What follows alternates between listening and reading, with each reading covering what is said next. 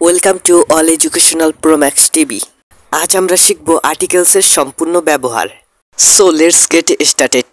Articles শব্দের অর্থ হলো পদাশ্রিত নির্দেশক।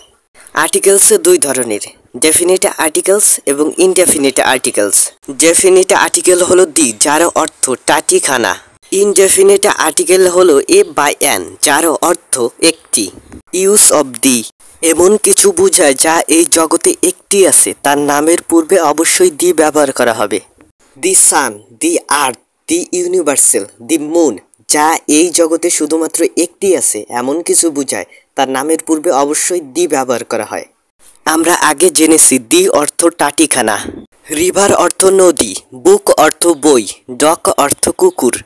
আমরা যদি এখন বলি ইংলিশের বাংলা অর্থ বইটা, নদীটা, কুকুরটা বা বইখানা আনতে চাই, তাহলে এখানে অবশ্যই তার আগে একটি দি বসাতে হবে। ইউজ অফ এ বা এন শব্দের অর্থ হলো একটি, রিভার অর্থ নদী, বুক অর্থ বই, ডগ অর্থ কুকুর। আমরা যদি এর অর্থ একটি নদী, একটি বই এবং একটি কুকুর করতে চাই, তাহলে এর নামের পূর্বে অবশ্যই এ ব্যবহার করতে হবে। ইউজ অফ এন সাধারণত 5টি ভাওয়াল এ ই আই ও ইউ এর পূর্বে ব্যবহার করা হয়।